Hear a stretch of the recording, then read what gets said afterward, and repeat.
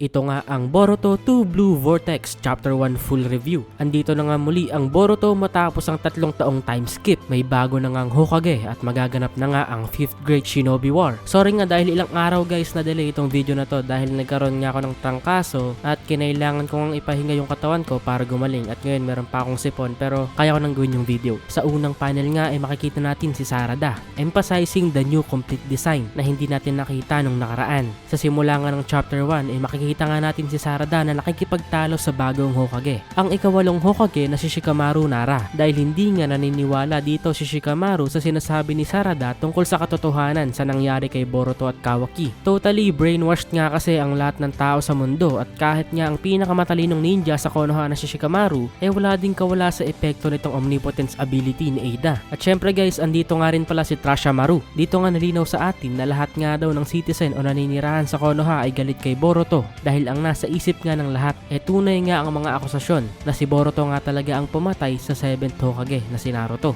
Na bad trip na nga rin dito si Shikamaru sa kakulitan ni Sarada at sinabing dahil nga daw sa ginagawa nitong si Sarada baka hindi na daw matupad ang pangarap ni Sarada na maging isang Hokage at mananatili na lamang siyang isang genin habang buhay. At syempre sumagot nga rin dito si Sarada at sinabing at dahil din daw ba anak siya ni Sasuke Uchiha na itinuturing ding traidor ng mga naninirahan sa Konoha kaya hindi niya matutupad ang pangarap niyang maging Hokage?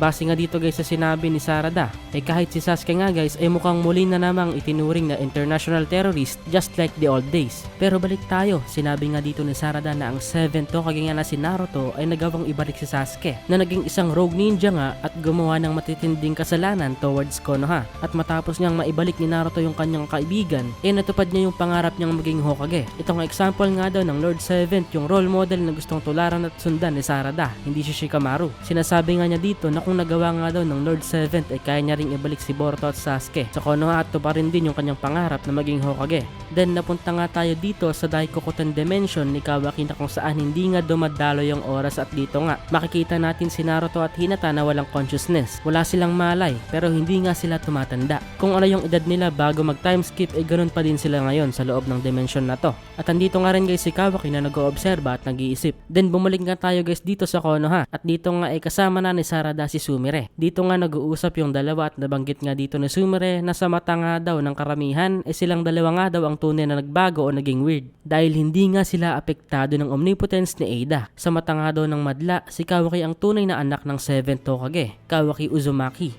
ang katotohanan na nakatatak sa utak ng lahat. Habang si Boruto ay isa lamang hamak na rebellious outsider at isang traitor na hindi tumatanaw ng utang na loob. May nabanggit nga rin dito si Sarada guys na hindi natin alam dahil sa kalagitnaan ng time skip ito nangyari. Ito nga yung katotohanan na noong bago-bago pa nga lang daw na naganap yung Shinjutsu Omnipotence Phenomenon lahat nga daw ng tao ay nakakaramdam pa din ng feeling na parang hindi nagtutugma yung mga bagay-bagay. Meron ngang mga contradictions sa mga pangyayari at sa mga bagay na nasa utak nila at napapatanong sa mga sarili nila ng mga bagay tulad ng kung talagang lumaki si Kawaki sa Konoha bakit meron siyang katawan na fully modified ng Kara Organization at ano yung nangyari kay Momoshiki sa katawan niya, asan na? Kahit nga daw si Shikamaru noon kinukulit nga si Kawaki tungkol sa mga bagay na to pero kasabay nga ng panahon lahat nga daw ng duda at katanungan ng mga tao unti-unting nabura dahil nga sa brainwashing ability ng omnipotence, ang abilidad ng mga gods. Kinausap nga rin ng dalawa si Eida tungkol dito.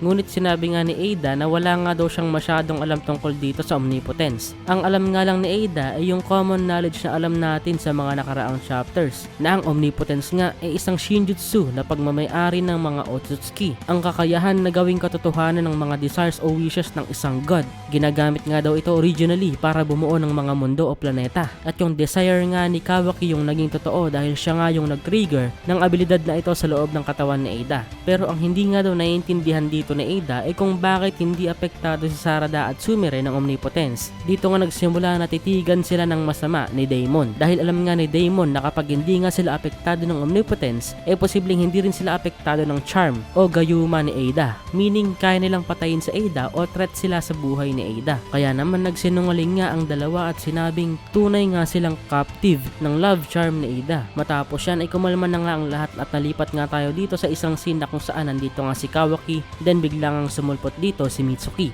Matindi nga yung bloodthirst dito ni Mitsuki para patayin si Boruto dahil gusto nga niyang protektahan yung kanyang son na si Kawaki. Pero tingin ko nga guys medyo nagkakaroon na ng kaunting clarity dito sa utak ni Mitsuki na napapaisip nga siya kung si Kawaki talaga yung tunay na son ng buhay niya. Dahil matindi nga kasi yung pag-badmouth dito ni Kawaki kay Mitsuki. Ganon-ganon na lang kung sabihin niya ng creepy or sick perv itong si Mitsuki. Hindi nga kasi gantong klaseng tao yung son na naaalala ni Mitsuki sa memories niya. Yung nasa utak nga kasi niya yung batang Boruto. Yung cheerful or at least considerate na tao. Yung tipo ng tao na kayang magkaroon ng maraming kaibigan dahil sa karakter niya na parang si Naruto. Kaya nga medyo napapatanong dito si Mitsuki at magandang senyalas nga ito guys na baka sa nalalapit na hinaharap muli nating makikita na makakompleto nga ang original New Gen Team 7 na sina Sarada, Boruto at Mitsuki bilang magkakasama. Then dito nga umalis si Kawaki dahil may na-receive nga siyang report na kung saan sunod-sunod nga daw ang pagsulpot ng mga claw marks ni Code at kailangan nga niya tong aksyonan o i-shrink para hindi ito magamit.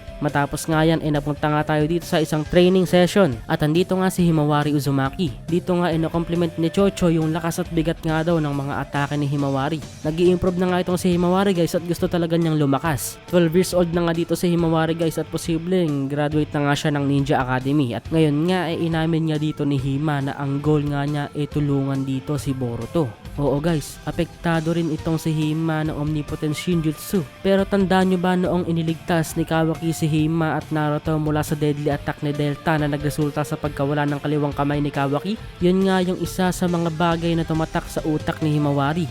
Alam niyang kayang magsakripisyo ni Kawaki ng buhay para sa kaligtasan niya at ng Hokage. Pero ang bago nga lang dito guys imbis na si Kawaki yung natatandaan ni Himawari sa utak niya si Boruto yung nandito. Nagsakripisyo si Boruto para iligtas sila ni Naruto.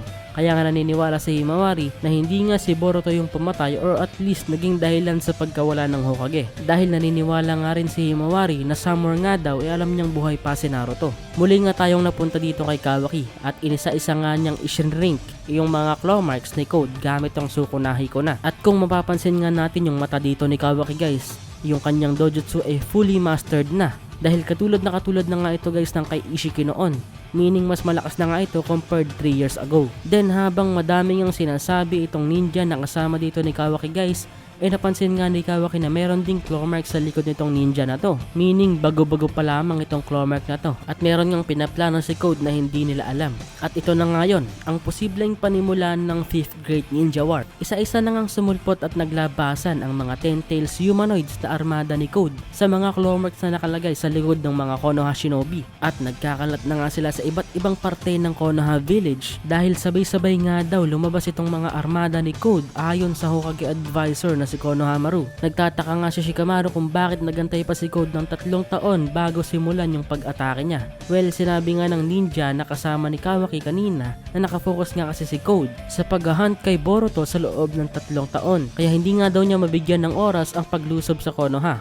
Pero ngayon nga may bagong plano si Code na mamaya nga natin malalaman. Dito nga nilalabanan ng mga ninja ang Ten-Tails Army habang ine-evacuate naman nila yung mga Konoha citizens. At itong si Sarada nga guys hindi lang isa yung nilalabanan dahil kasabay nga ng mga humanoid Ten-Tails lumabas din mismo si Code mula sa claw marks. At dito nga finally nakaharap na ni Code si Sarada Uchiha. Dito nga sinabi ni Code na hinahanap nga daw niya si Boruto kaya siya nasa Konoha ngayon. At dahil 2 taon na nga daw siyang naghahabol at hinahanap si Boruto pagod na nga daw siya. Kaya nga daw nag-decide nga daw siya na ayaw na niyang hanapin si Boruto. Balak na lang daw niyang gamitin yung mga dating kaibigan ni Boruto para lumabas siya. At effective nga itong strategy ni Code dito guys. Dahil noong napalibutan nga itong si Sarada dito guys, dito na nga nagkaroon ng malupit na entrance yung ating bida na si Boruto Uzumaki. Ginulay nga ni Boruto ang munggo. Mali, ginulat nga ni Boruto ang mundo dahil hindi nga inaasahan ng lahat ang pagbabalik dito ni Boruto. Dahil isa nga siyang Otsutsuki na kayang burahin ng kanyang chakra. Pinakain nga dito ng tsinelas ni Boruto itong si Code